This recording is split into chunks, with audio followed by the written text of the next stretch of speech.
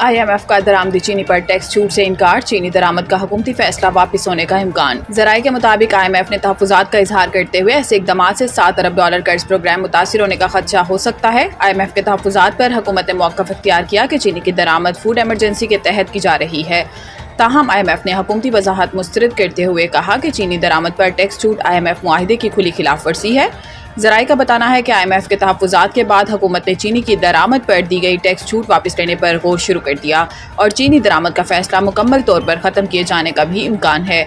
ज़राए के मुताबिक काबीना ने वज़ारत ख़जाना की राय के बगैर दरामद की मंजूरी दी थी, ताहम अब निजी शोबे के लिए दी गई टैक्स छूट वापस लेने पर भी गौर जारी है। पाकिस्तान ने जंग में जिस तरह साथ दिया वो कभी नहीं भूल सकते। वफाकी वज़ीर दाखिला मोहसिन नकवी और ईरानी सदर मसूद पज़ेश्कियान के दरमियान तेहरान में मुलाकात हुई, जिसमें पाक ईरान ताल्लुकात और दो तरफा ताउन पर तबादला ख्याल किया गया। जबकि इस दौरान मोहसिन नकवी ने ईरानी सदर को जंग में अजीम फतेह पर मुबारकबाद दी। वज़ीर दाखिला ने कहा कि पाकिस्तान ने ईरान पर हमले की हर फोरम पर पुरजोर मजम्मत की और ईरानी सुप्रीम लीडर समेत पूरी कौम ने जाहिरियत के खिलाफ डटकर मुकाबला किया। वज़ीर दाखिला ने वज़ीर आज़म शहबाज शरीफ की जानिब से ईरानी सदर को नेक ख्वाहिशात और एहतराम का पैगाम भी पहुँचाया। इस मौका पर गुफ्तगू करते हुए ईरानी सदर ने कहा कि पाकिस्तान के साथ अपने ताल्लुकात को इंतहाई अहमियत देते हैं। पाकिस्तान ने इसराइल के साथ जंग के दौरान जिस तरह साथ दिया वो कभी नहीं भूल सकते। इन्होंने मजीद कहा कि सुहनी हुकूमत मुस्लिम ममालिक के दरमियान तकसीम पैदा करने की कोशिश कर रही है। ऐसे में इस्लामी ममालिक के दरमियान इत्तेहाद और हम आहंगी नागज़ीर है।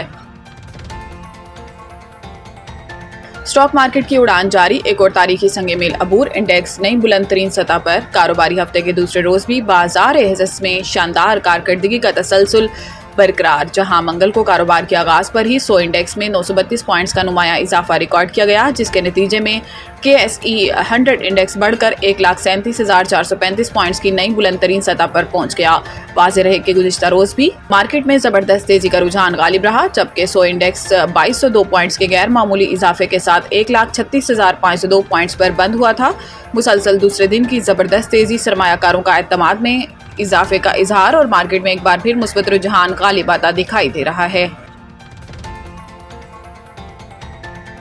खैबर पख्तूनख्वा के सियाहती मकामात पर नई तामीरात रोकने का फैसला। पेशावर खैबर पख्तूनख्वा के सियाहती मकाम पर नई तामीराती करने पर आरजी पाबंदी लगाने का फैसला किया गया है। चीफ सेक्रेटरी KP के बताया कि सूबे के सियाहती मकामात पर नई तामीरात पर आरजी पाबंदी लगाने का फैसला किया गया है, जिसके बाद तामीराती काम के लिए जारी NOCs पर भी मनसूख कर दी गई हैं। इन्होंने कहा कि सियाहती मकामात का कुदरती हुस्न बरकरार रखने और माहौलियाती तहफ़्फ़ुज़ के लिए इक़दाम किए गए हैं, जबकि सियाहती मकामात में तजावुज़ात और नाकिस नकासी आप का निज़ाम भी ज़ेर गौर है। चीफ सेक्रेटरी ने हदायत देते हुए कहा कि कागान, नारान और दीगर सियाहती मकामात के लिए कायम अथॉरिटीज़ मास्टर प्लान के तहत काम करेंगे। हैदराबाद 14 घंटे गुजरने के बावजूद मुख्तलिफ इलाकों में कई फुट बारिश का पानी जमा। गुज़िश्ता रोज़ हैदराबाद में क्लाउड बर्स्ट हुआ, जिसके बाइस शदीद मूसलाधार बारिश से निशिबी इलाके ज़ेर-ए-आब आ गए थे। मौसमियाती तज्ज़ियाकार के मुताबिक हैदराबाद में कल 1 घंटे के दौरान 94 मिलीमीटर बारिश रिकॉर्ड की गई, जिसके बाद शहर के बिश्तर इलाके पानी में डूब गए।